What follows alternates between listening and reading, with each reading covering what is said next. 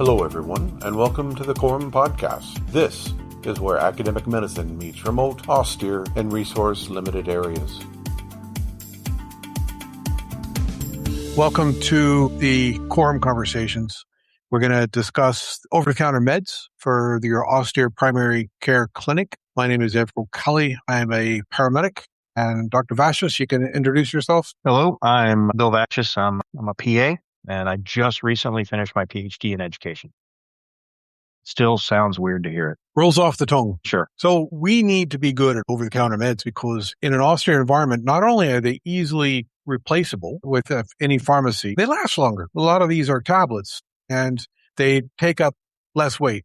So as austere medics, we need to be very good at our primary care or over-the-counter stuff and being able to do a lot with it. So it has multiple clinical cases, generally has a safety profile that's lovely. The long shelf life with the U.S. military, the 10-year shelf life extension program for most tablets, not antibiotics, most tablets.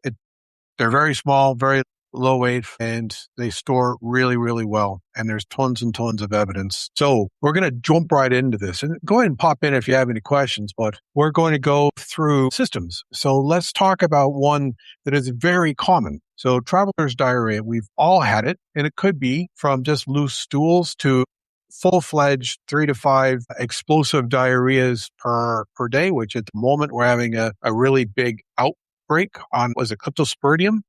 Then there was hantavirus earlier this year. And it's very seldom when I'm on antimalarials that I don't have a little bit of change in my diarrhea. So you need to bring some over-the-counter stuff to deal with that. So first, let's look at assessments. We need to keep ourselves hydrated, and we can do that with a urine dipstick, looking at specific gravity, or we can grab the back of the hand and see if it tense. You can look at the mucus, the areas around the mouth, and we also assess if they have a fever, and we look for a sampler, what they eat lately. ORS is solving the majority of dehydration problems or traveler's diarrhea problems. You're losing electrolytes, we need to replace electrolytes. So having ORS in your med kit is good, and you don't have to buy the World Health Organization sachets.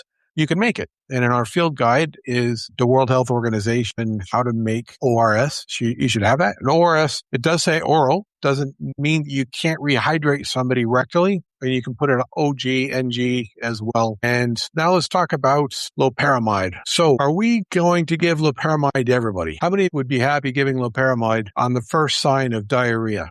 Lassa says no. Michael Potts says no. Good. So we need a reason to give drugs. And I am an avid fan that Loperamide is a social drug, meaning that, and the Wilderness Medical Society has tons of good published research showing that Loperamide doesn't extend and it doesn't reduce your pathology. So you can take Loperamide or not take Loperamide. It's going to have the same outcome from your illness. What it does is reduces stool. So if I'm getting on a plane or if I'm going to a meeting in middle of sub-Saharan Africa, I'll take it because I don't want to be rude. But Loperamide is only there if you don't want to be in a difficult social situation. Bill, what is your preference for dealing with diarrhea in an operation? Well, so one thing you didn't put on here, it's not on the slide, but it's very important in the beginning is have them define what diarrhea means to them. How many? If they're a normal once a day after coffee kind of person and they have 2, are they calling that diarrhea because it's an inconvenient stool? So I would have them quantify it first. That's a big thing because diarrhea means different things to different people. So you need to make sure that you guys are on the same level of understanding of what it is. Is it really a problem or is it a perceived problem? And so you got to take that into consideration. And then you look at your operational status. Are you in a facility where it's just inconvenient to go to the restroom, but it's right there. So, okay, so you're going to have to make a bunch of trips and just let it ride itself out depending on what's going on. And then you look for your red flags. So I'm more of a quantifying and identifying exactly what the problem is before I consider treatment. And I look at all of the options and situation to say, all right, is this a convenient thing that they are going to get on a plane or they are going to be in a meeting all day? And, then we do need to have an issue and we need to take care of that. Or is it just, hey man, just drink water and stay close to the toilet and you don't go on any drives today. You're going to stay in you get radio watch kind of thing. And you can pop in and go to the restroom anytime you need to. So I'm very much let's figure out exactly what we're dealing with before I start throwing meds at it. And we can trend that as well, can't we? We can use the Bristol stool chart. We can trend how poorly they're being or how many times they are having a diarrhea. And your point, what's normal for them? Some people might have 3 bowel movements a day, and that's normal for them. So getting a good history from your casualty and using the Bristol stool chart. So if they have bloody stool, then even if you do want to give loperamide for social reasons, that don't. So at that point, they have dysentery. They have gone so poorly. And they could also have hemorrhoids, man. Like where's the blood coming from? All right. Good point. Yep. So everything is, it's really reliant on your history, making sure that blood is not there for some other reason that's not infectious. Yeah. If they're doing 3 to 5 bowel movements a day, maybe they do have hemorrhoids. Well, they had them before and now they're raw, and so now it's a separate deal and they've been wiping a lot more than usual and that's triggered the blood. So, a really good history and physical cannot be underestimated. Good. I am an avid fan of using the UA, the urinalysis dipstick for finding blood in stool. And somebody saw my discussions and they used it somewhere in South America. It was a vet and he saw my articles on LinkedIn and he tested it out and he sent me the study and it works. He used it on animals to determine bloody diarrhea. Lastly, you said loperamide reduces motility. Good. Oh, gut motility, yeah. Yeah, but it doesn't extend or reduce the ailment. Good. I haven't read that study to say that, but I would say that even if you reduce it by 1 and that's a timely one, then it's definitely a consideration for use. Everything is perspective. Yeah. Valid. So when we're building our over-the-counter kit, we're going to want loperamide, we're going to want oral rehydration solution, we're going to want our urinalysis dipstick, and maybe bismuth. Anything else you can think of to deal with this? Over-the-counter Tums. There you go. Yep. Our Rennies here in Europe. All right, let's talk about URI. So everyone has a cough once in a while and can show with sore throats and low-grade fever and just feeling rough. So we need drugs. We need toys to give to our driver or ourselves or somebody on the job to make their life a little better. So first, we want to exclude a red flag features such as pneumonia, severe illness. So we can do an RDT if we need to. We can do ultrasound to see what their lungs look like, make sure they're hydrated, get a good sampler history on duration, trajectory, and trending of the systems. And paracetamol, ibuprofen, we call that the pain pack at the college, 1 gram of paracetamol or Tylenol for you North Americans, and 400 milligrams of ibuprofen or 75 of Diclofenac if you want, and that will reduce fever and pains. I'm an avid fan as an old broken SF guy. Very rarely a week goes by where I'm not doing some sort of pain pack just because I'm old and broken. You can use nasal spray just if you're going to be driving. You don't want to keep having to blow your nose, and lots and lots of fluids. They have a sore throat. So I didn't put on here, I could have made this 15 slides, but they have a sore throat. So have Halls. I'm an avid fan of Halls or other things to be able to reduce that sore throat from coughing. And they don't get antibiotics. As much as they whinge, they don't get antibiotics. Any other points, Doc? I would definitely, I'm a huge fan of hot salt water gargles, hot saline gargles. And it's not just one time. It's not a magic panacea. I would even describe it as like 5 times a day. If it's really bad, then you gargle with hot salt water when you first get up. You do it sometime between breakfast and lunch. You do it right after lunch. You do it sometime in the afternoon, right at or before dinner, at bedtime. All of that does the hypertonic warm saline does wonders for preventing bacterial infection in the back. It warms everything. It breaks down the congestion, the postnasal drip, and the cobblestoning from the posterior pharynx. It's a great solution, and it gets them actively involved in what's going on. And then that activity causes them to kind of feel a little bit better. I'm also a big fan of saline spray. Like I keep it around. If you're somebody that's in a really hyper dry environment, keeping the saline mucosa nice and moist is going to prevent a lot of that irritation. Kind of rinses off the nasal pharynx so it doesn't stimulate the mucus secretion, which leads to the postnasal drip, which leads to the cough. All that stuff. It's like sandpaper, just rubbing it on your skin or your chest internally. Yeah. Nice. I'm not afraid of using meds, but I use them sparingly because there's side effects with every one of these medicines that you take. The guaifenesin, you have to take significant amount for it to actually be an expectorant cough suppressant. Rest and fluids cannot be underestimated, and then you don't have to worry about mixing with anything else. with these meds. So I'm a big fan of standard grandma med, hot saline gargles and saline sprays. Awesome. Before we hit the red flags, what do you think about using point of care ultrasound? Would that differentiate any of these upper respiratory stuff? You know what? Upper respiratory means above the pharynx. So if it gets into the lungs, it's respiratory, not upper respiratory. So, and the best like as a military person, the best security in the world are the vocal cords. If they're functioning, you will violently cough to the point of vomiting to prevent anything from getting into your respiratory system. I mean, hands down, they're the best security system in the world if they're functioning. So you can listen, but I kind of go back to the physical exam portion that we've talked previously. If I can see you breathing, then I'm looking at your respiratory system. But if I can't tell that you're breathing, I can't count how many times you're breathing just by sitting there and having a conversation with you, then you don't have a respiratory problem. And so if I suspect there's something respiratory going on, yeah, I'll take a look in the lungs to see if there's any fluid consolidation. But in reality, if I'm in a clinic setting or an office setting, I should be able to hear it, or see some kind of effort breathing. But I won't hesitate to pull ultrasound out to take a look at the lungs themselves. But I should have a suspicion long before I pull that tool out.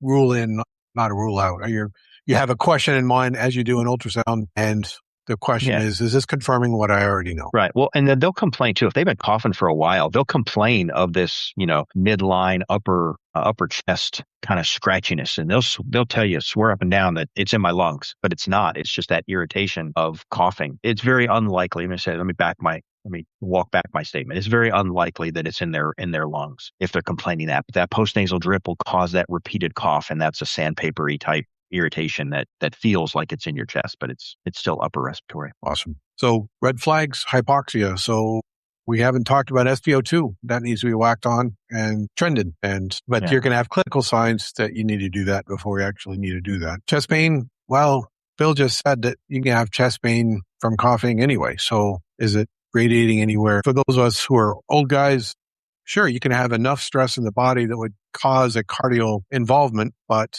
most of the time it's not going to. Chest pain is just going to be coughing. And then 10 days, it's still there. There are 10 days. You need to think about things. Yeah. Duration is definitely a factor for figuring this out. But, with if you have an active population and they do some type of physical activity, there could be a reason why they're not taking full deep breaths, which can secondarily cause, respiratory issues. Say if they get cracked in the ribs, or if they're doing combatives, or, jumping, or, falling, or whatever it is, and they get some costochondral pain that's preventing them from doing full excursion for their respirations. Those are things that can summarily cause secondary upper respiratory.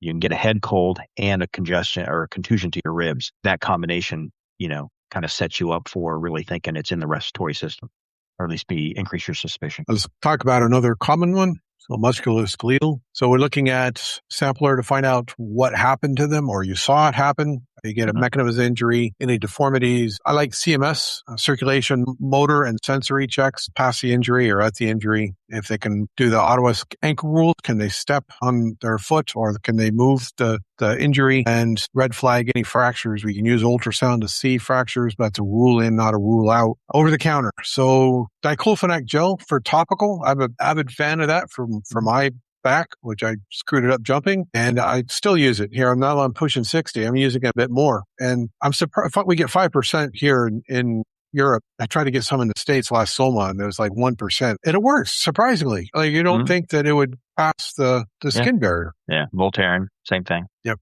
So then the pain pack. So oral ibuprofen with paracetamol is.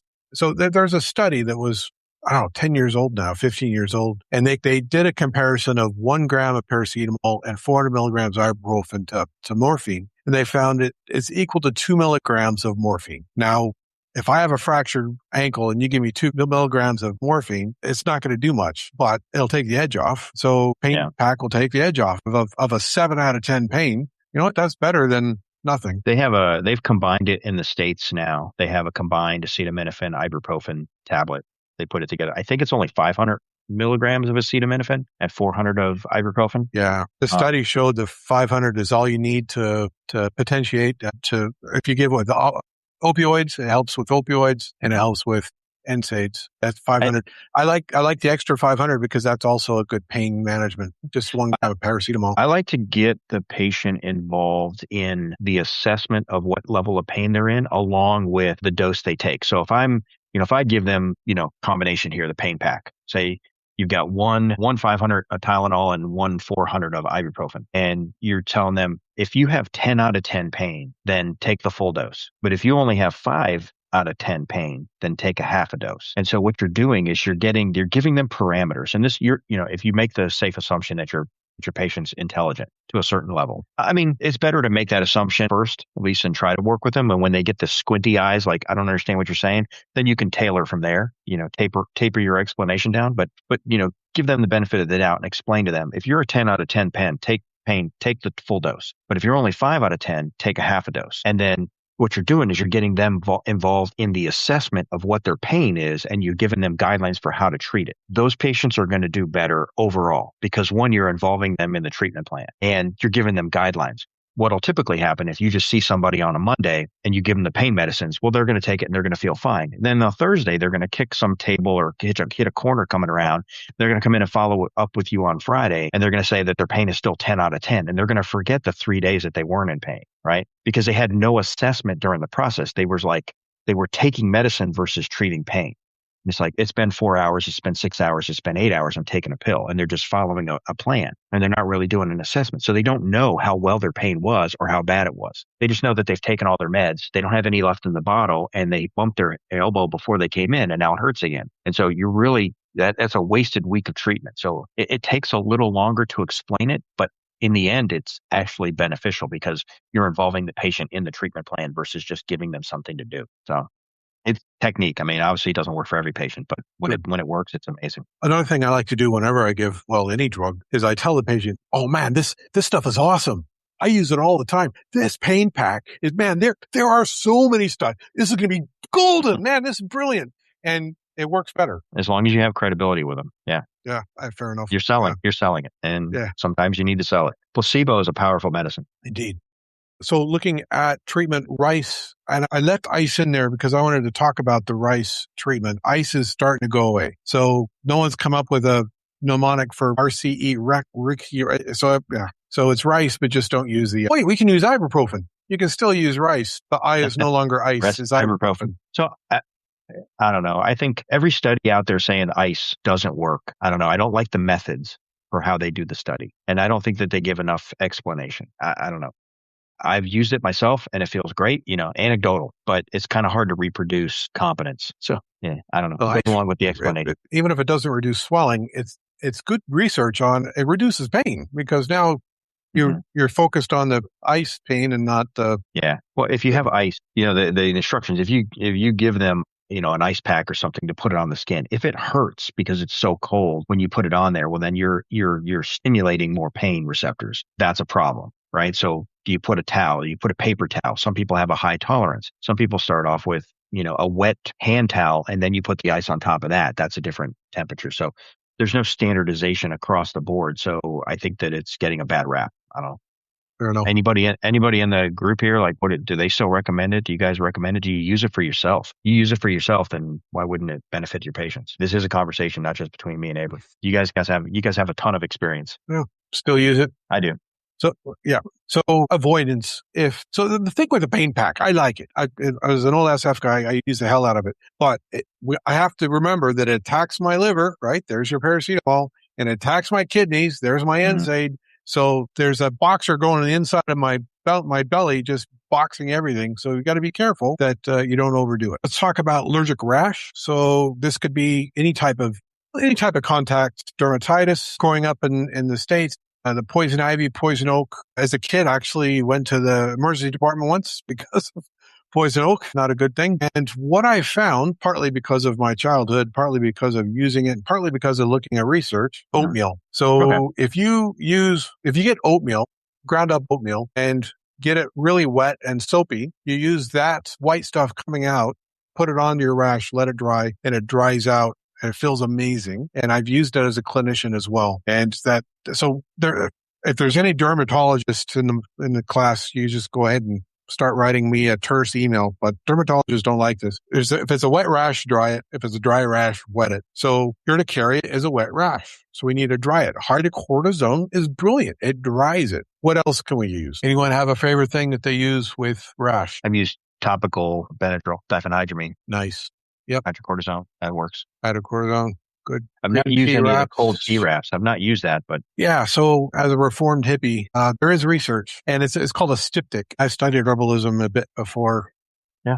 And so there is a styptic quality which draws stuff out with your black teas, green teas. Good. So Caleb, you said topical hydrocortisone. That's always good. And that works with wet and dry rashes.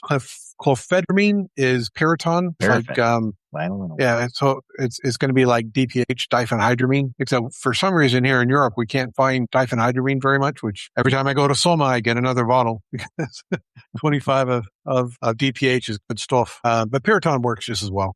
Topical steroids, delayed adrenaline, as long as you don't have systemic features, good. Once you have a breathing allergic reaction, it's time to college. We call it go to the races. So RACES. So remove from the problem, get epi, get corticosteroids, get epinephrine, and then salbutamol. Casper steroids are just going to mess up your skin. Yeah, that's true. Good. So I encourage any of you guys to try the oatmeal and get back to me next time you try it and say either I'm bollocks or it works. Topical zinc too. Yeah, good. Yeah, I had a pediatrician give me topical antifungal, topical antisteroid, and topical antihistamine, the zinc. You mix it together and you just, they used to call it just like blood paste for diaper rash. You put it on that whole area and it's all three. And it's one of those where the body, I mean, don't quote me on any of this, but the body kind of knows which one it needs and it just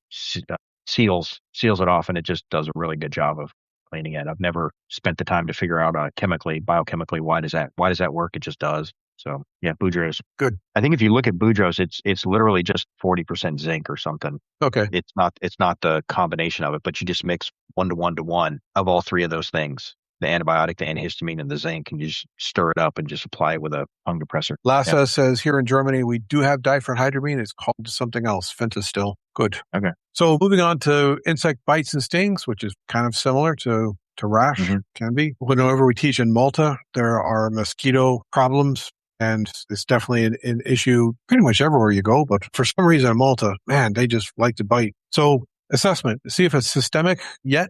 If it's just local, that's fine. If it's systemic, you need to start looking at, is there breathing problems? If you need to go to the races, like RACES, and start dealing with anaphylactic reaction. Signs of secondary infection, retain the stinger. Also, make sure you scrape the stinger out and don't squeeze it. Yeah. And then it's a skin thing. So hydrocortisone, 5% cream if you can get it, or 1% if that's all you have. Calamine lotion.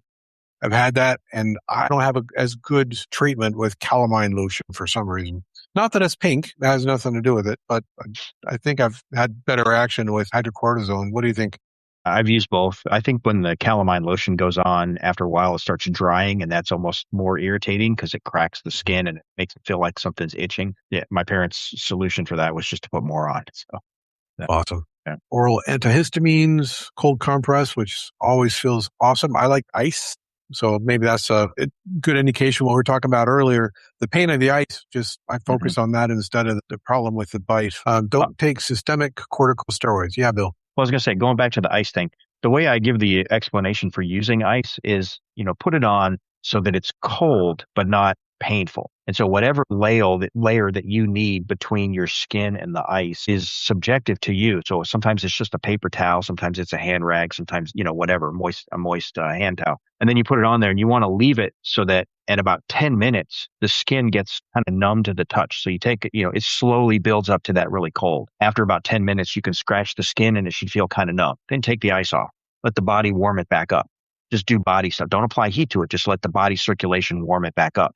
When it gets back to normal temperature, put the ice back on and do that cycle. Once again, you're involving them in the process, and that is going to have better outcomes because they're paying attention to what's going on. And then when you ask them history, you can say what worked, what didn't work. Did it work for a little bit? Did it work for a long time? Did it not work at all? And you're getting more of a history so that you can alter the treatment to whatever they need versus just giving them a generic prescription kind of thing. So it's more of a conversation with your patient. Awesome. Guess one problem with ice is if you're putting some ointment, hydrocortisone on it, now you're putting ice, it's going to rub off whatever you put on it. Good. Yeah. All right. Dehydration, that's an easier one. You have two options in this life. You can hydrate or you can die. So try to get them. And at the college, we have the hydration ladder, don't we? So oral. And I know in the JTS CPGs, the minimum better best is IV solution. And I don't have that many bags of saline. So I'm going to have to agree with Dr. Ella Korick, she was helping us teach Swedish stuff. And I've brought out the JTS CPGs and she says, bollocks, absolutely not right. The minimum is, minimum better and best is oral. Everything is oral rehydration if you can. And in austere environments, it's really important. If you start with oral, well, it works. It's the most natural way, as long as they can tolerate it and maintain an airway and not cause any aspiration. But just because you advance it to other means, parenteral, injection, rectal, whatever you do, you can still continue oral if they're capable. So you don't stop oral when you go to the next one.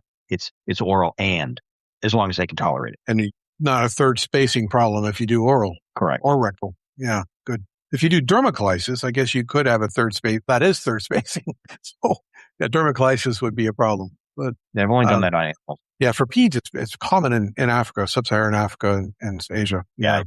I don't have a history of doing that. I've done it with animals, but not. Good. So over-the-counter oral rehydration solutions or electrolytes, and make sure that. So when I joined the Army in 91, they knew that we had to hydrate, and so what they did was they would give us a full canteen and they would watch us. They were like, "We're not moving. You have to drink that full canteen. Output of your stomach is about 250 mils every 15 minutes. So you can drink all you want. In fact, you might be able to pee out more to your pee clear, but if it's not going into your system, and I don't remember this, Bill, and was it Ranger School or Selection 94?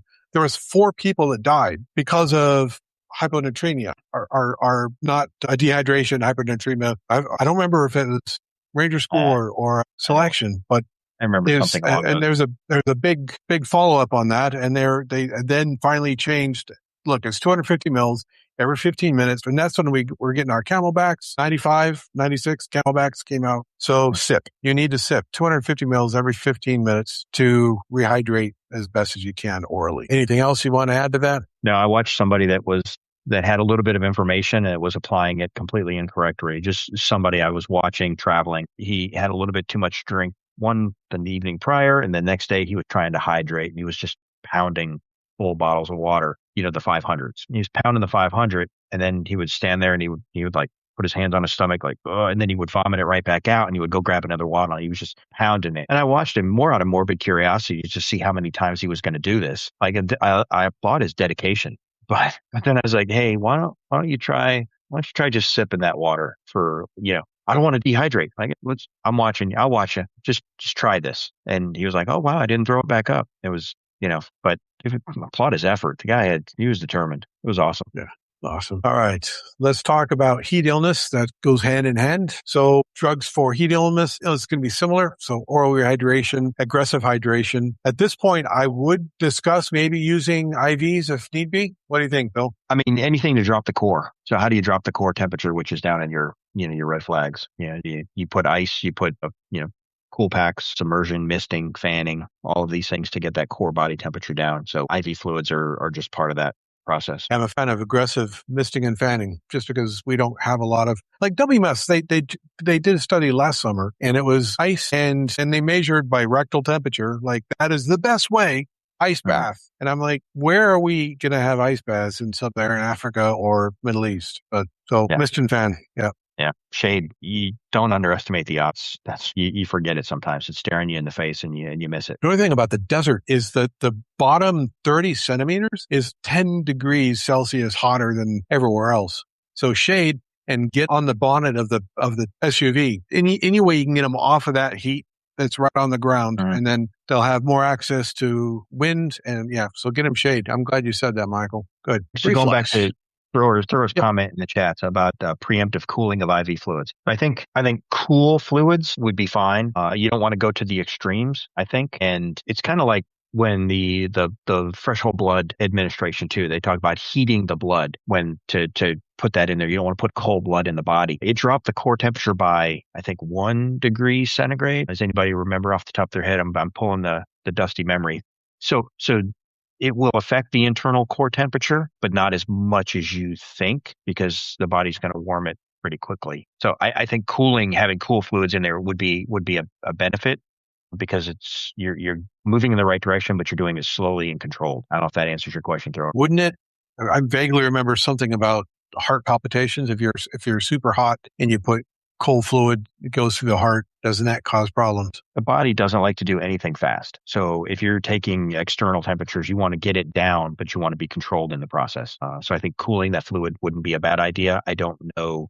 Like I wouldn't freeze it, put it that way. I wouldn't do it dramatically, but I would definitely, continuous.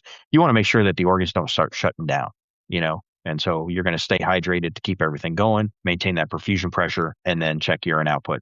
Yeah. Your lead and your lag measures for the treatment efficacy is something to be watching. Good. Reflux happens a lot, and I often have forgotten it on my deployments. So have something available. Tums, Rennies, anything you can help to help balance that out. If you're going somewhere, like going to India, or we fought in Sri Lanka in 96, man, the food, it took a while for us to get used to that food. Or living in on the DMZ in Korea with that kimchi stuff. So always, always, always remember this, that this is not cool. It's not sexy, but have a lot of them. Sometimes I can go through 3 or 4 Rennies after a really acidic meal. Any additions on that one? Well, I had ginger pop into my brain. So I did a quick look, and it said, yes, it can help with alleviate acid reflux symptoms for many people, specifically those with reflux triggered by delayed gastric emptying. Yeah. It popped into my head, and before I said anything, I wanted to look it up. Ginger. Awesome. Good. Red flags, GI bleeding, or melena, which is the tarry stool, massive weight loss, or anything new for those of us who are over 55, which I think is just you and me, Bill, and this list of people. And any 2 of the attendees. Minor wounds. So this still counts as over-the-counter stuff, right? So we're not talking about antibiotics. We're talking about the ability to deal with a wound. So Dakin solution. How many of you carry Dakin solutions, which is I can put a little bit of Dakin solution in a straw. I'll fold it over and tape it, fold it over and tape it, and that's already pre-measured. Mm-hmm. So that's my Dakin solution for wound management. What do you think, Bill? A clean wound is a happy wound. You definitely have to assess any debris and definitely irrigate. Dilute is a good thing. Yep. Cleaning it, whether it's just warm soapy water even, Would you use soapy water in the wound? Yes. I would irrigate it first, but then if I had to, I would clean it through it. Yes. And then irrigate it again. There's an interesting conversation we had. I was in Sweden in early June with some LTT, and one of the docs there was not just soapy water. There were chunks of salt. There was super soapy water.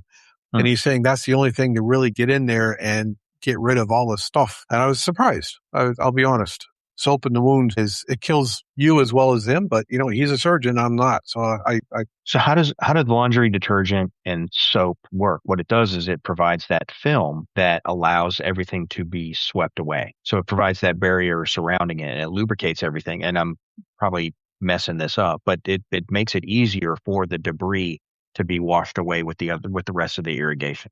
So we have another reason to have soap in our over-the-counter first aid kit. Not only are we going to do the Dr. Semmelweis option of washing our hands, but we can use it. So how would you carry soap? Do you just get a bar of soap? I like when you go to those hotels and they have like a tiny bar of soap, I'll nick it because that's, compact. But how do you carry your soap? The only problem with those is they have, I like without fragrance, because the fragrance isn't going to help anything. So I use Ivory soap or something that doesn't have a fragrance to it. That's my preference for all soap.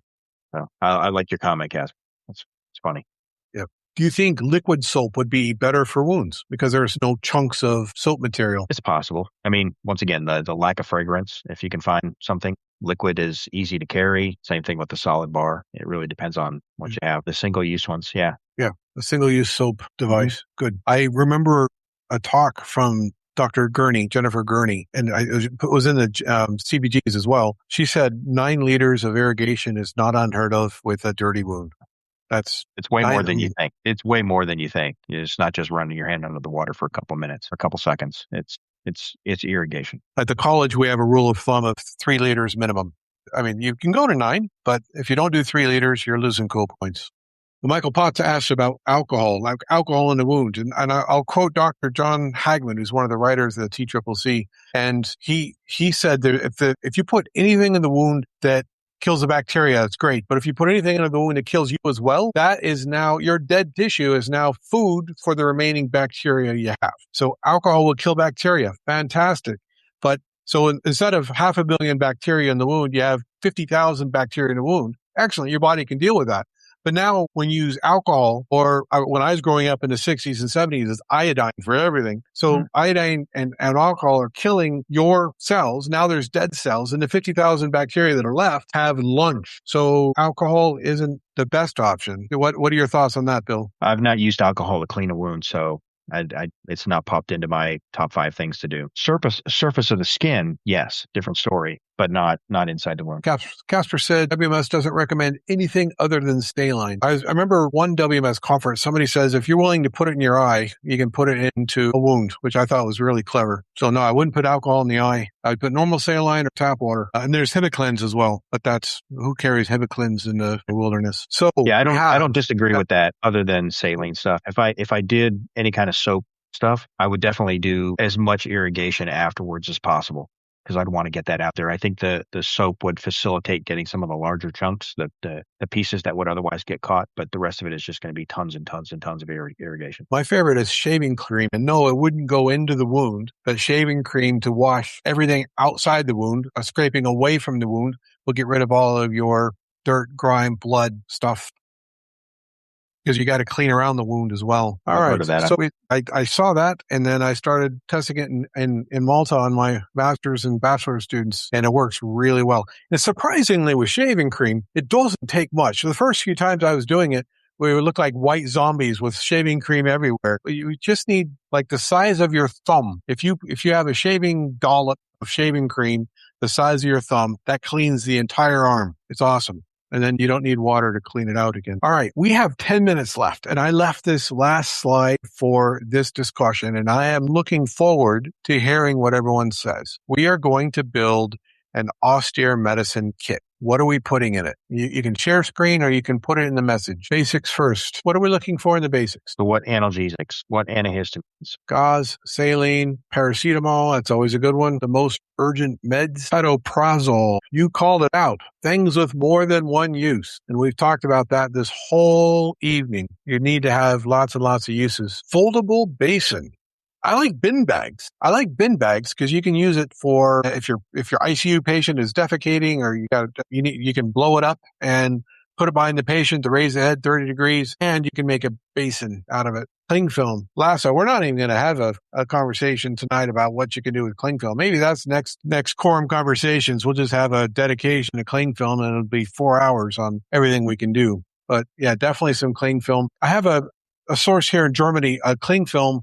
Is industrial cling film. It's a bit thicker, comes on 10 centimeter rolls, and it tears easily, and it just never, when it folds off on itself, it doesn't get into a big ball, and it's like $6 a roll. So I don't use a kitchen cling film anymore. Lots of good stuff. So at the college, when you guys come through either our conference or the classroom, we give little pill containers. They're blue pill containers about this big, and you unfold them, and there's 8 different compartments for tablets. And I've been using mine for 15 years, and it's not just an old guy's thing, but in there are Rennies, paracetamol, ibuprofen, when I have a Z-Pack in there as well, but Imodium. So lots and lots of tablets you can put into that container that will, it's called Folca, Folca, Folca. And I wish I had known about that in the Army, because that would have made my life a lot easier. Yeah, there we go, Daniel. This is my happy face. That's a Folca case. And you should have lots and lots of happy stuff in it. Good. What else do we need? 3-liter portable water filter. Yeah, Caleb, 2 is 1 is none. So I have 2. I have a straw, which is rubbish, but it's a survival straw. And then I have my Catadine portable water filter. Good. Naloxone, if you go to the U.S., too soon. That's rough. Naloxone, definitely over the counter now, isn't it? Yep. Good. No one said tape. Zinc oxide tape. And tape is what I don't scrimp on. Don't buy cheap tape. Get the expensive stuff, and you can do a whole bunch of stuff with it. Coban, awesome. You can do 101 things with Coban as well. Epi, good. So one thing I do every 2 years when I'm down in Malta is I'll get a EpiPen because they're cheap as chips and they're good for 2 years. And I used to be able to get vials of Epi there, but they won't let us do that anymore unless you're a doc. But yeah, have your Epi. Vet Wrap is another option for Coban. Yep, you're absolutely right. What else do you guys want in your over-the-counter Austere medicine kit? Derm stuff. What kind of derm stuff are we going to do? So lidocaine, Casper said lidocaine. You can get lidocaine patches. Not sure if those are over the counter anymore, but Lido is good for suturing and injuries. Derm stuff, we definitely want to have hydrocortisone. Good antifungal cream, because when you're out as a remote team medic, you're going to have some sort of uglies happening. So fungal, jungle jock itch or foot itch and any of the tinea species, if you're a trot med guy, you need that. So yeah, good. Sunscreen. Yep. Sam Splints. Good. Big fan of Sam Splints. When I was in the Army, I had the Sam Splints, the old M9 bags, Bill. Not sure if you had one of those as well. Well, M5 before that. M5, you're right. So I'd have 2 Sam Splints on the outside to hold because it was kind of a floppy thing unless you put some strength around the outside. Yeah. Lassa, you would bring IVs. I'm a fan of oral rehydration. There's even an unresponsive patient. You can do dermoclysis, proctolysis. But yeah, if you're going to carry IVs, if you're in an SUV, it'd be grand. Might as well pack an AAJT. So we just were donated an AAJT and we have it in the classroom and playing with them. I'm pretty impressed. And we just got the Ukrainian version. In fact, it's here with me in Germany. Got it from the Ukrainians I was teaching, and it's better. It's pretty awesome. All right, we have 2 minutes left, and we just opened this up for any questions, any discussions, anything that you guys want to talk about. And since this is a CoROM, you guys are faculty or students or members of the college, you can ask about CoROM comments or CoROM academic stuff. But this was the Building Austere Medical Kit CoROM Conversations for July. This has been a presentation from the College of Remote and Offshore Medicine. If you would like to earn CPD credits for this podcast, you can join the Council of Members. Being a member of the college gives you free CPD credit, free access to our virtual field guide, and discounts on our e-learning courses. You can join the team on our college website at corom.edu.mt.